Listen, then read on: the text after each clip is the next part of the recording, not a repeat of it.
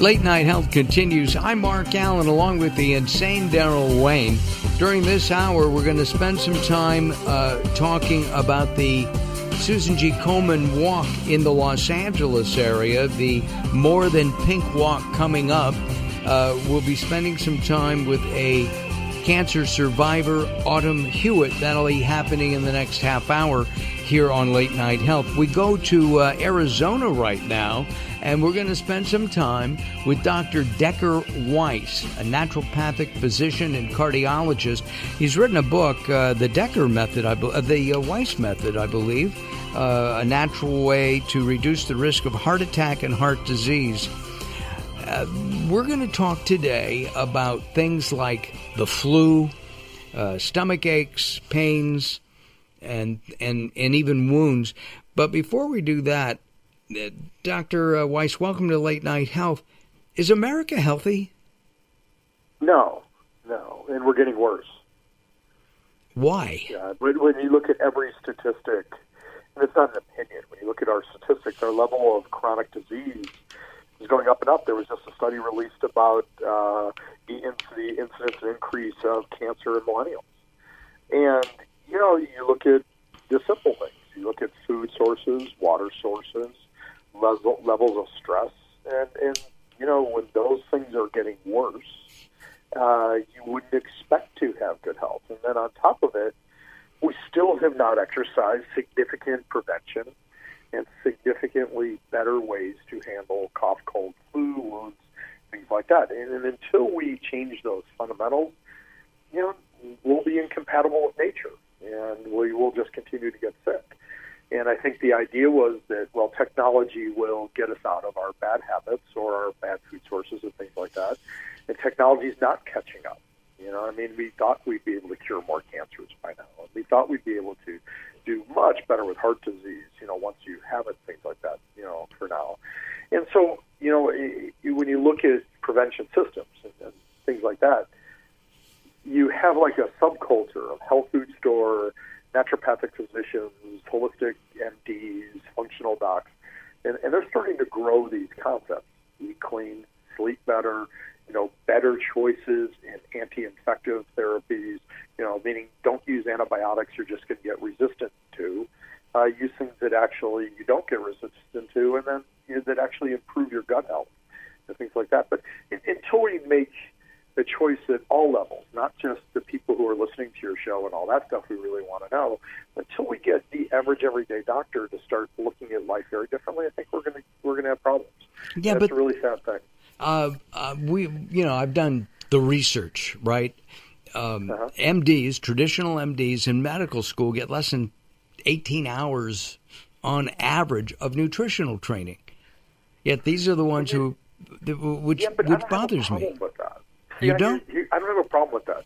What I have a problem with them is them giving you advice based on no training. Right? Meaning that you have no training. Okay, we get it. Because med school is really full, and I will not be a person to advocate more hours to graduate med school. I wouldn't have any interns or residents left. But they should basically defer the advice. Walk into your health food store. You're going to get better nutritional advice in most health food stores than you will even get from a registered dietitian, in my opinion. So they just need to get out of nutrition and get out of it. When you look at obesity, rising in this country, that we've been giving bad advice on food. It's always take out one complete food group. No fat, or no sugar, or no this, versus eating a Mediterranean diet and using really good, safe anti-infectives and things like that so your gut doesn't get goofed up, and then you're okay. But they just need to get out of it. I know that's a bit of a defeatist attitude, but I don't know any doctors that want to go back to school and do nutrition. I agree with you, but yet, and I don't think naturopathic doctors have the same pedestal complex that many medical doctors, especially older doctors, have. I'm the doctor. I know better. I had a doctor tell a family member recently, "What? You're a doctor because you went on the internet?" And I told that family member he's fired. I mean, in my opinion, he's gone because I think the internet gives us a lot of good information so we can ask proper questions of our healthcare providers. That's very well said. That's very well said, because you go in and statistically that'll bear out. The patients who ask the most questions get the best results. That's been proven over and over. And yet, and it's also a good filter for your doctor. Meaning my patients know that they have a right to ask me any question. And if I have to stay longer, and I always run over my patients, who, many are probably listening, through podcasts and all that stuff. Thank you for bearing with me for being late. But I will stay there and answer questions because I feel that that's owed. In the era of doctors don't feeling like they owe their best available answers to the patients, including I don't know, which happens a lot with me, because we don't know a lot about medicine yet. We're just starting to really get, to the crux of it. But, we owe them answers. And I think that the way you describe the internet is a great way to get a lot of base information and things, and then you can ask very targeted questions to your doctors and ask them based on your individual needs. Taking all that and making it down to your individual needs. And that's a really good idea. That will always work, by the way. All right, I am going to ask some personal questions. I hope you don't mind. Okay, this is just Decker and Mark talking, okay? You got it, buddy. All right, you got it. We're buddies. We're sitting around drinking non-alcoholic beer.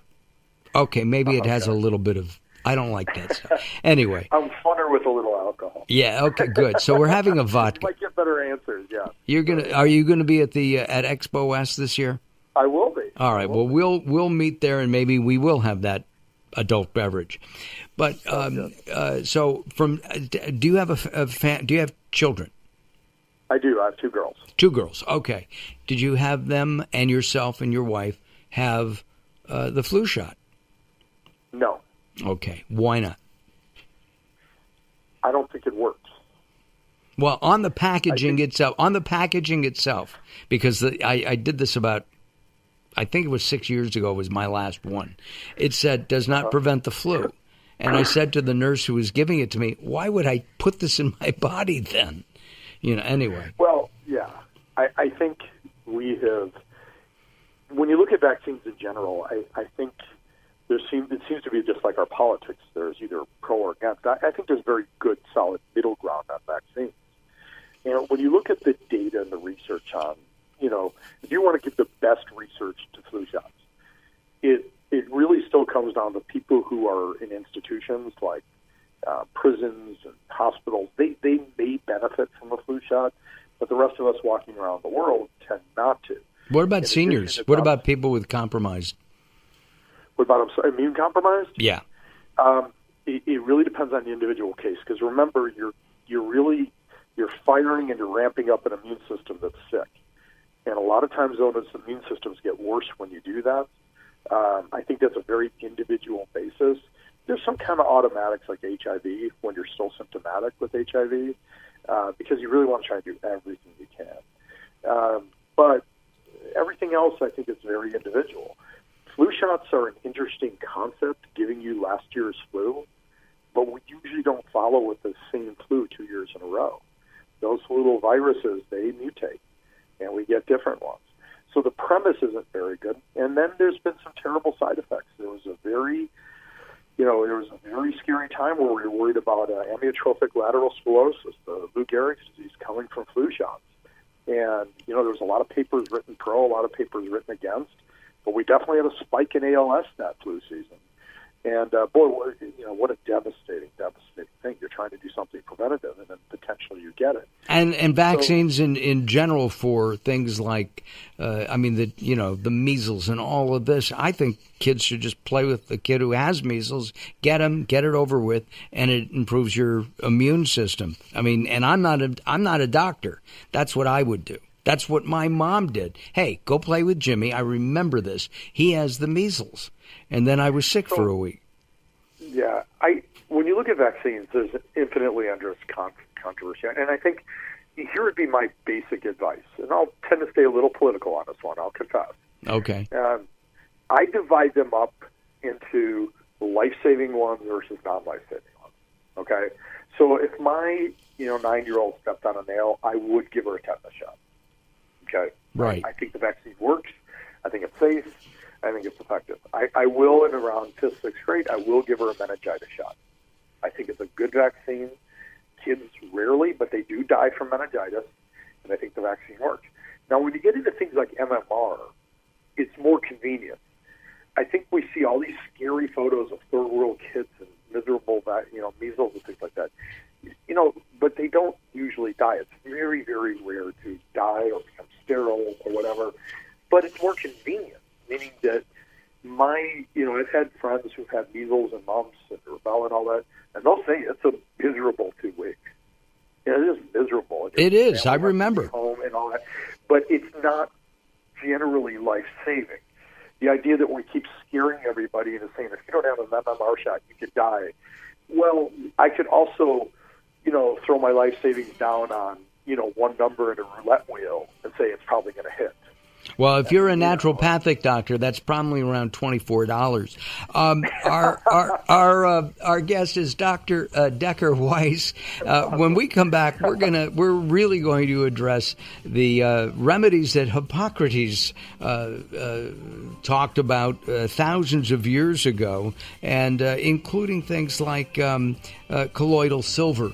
And we'll do that coming up as Late Night Health continues. We'll have some information about Dr. Weiss and his practice on our website at latenighthealth.com. Pretty picture of him and a story and some other information. All right, don't go away. Late Night Health continues. Along with the insane Daryl Wayne, I'm Mark Alyn.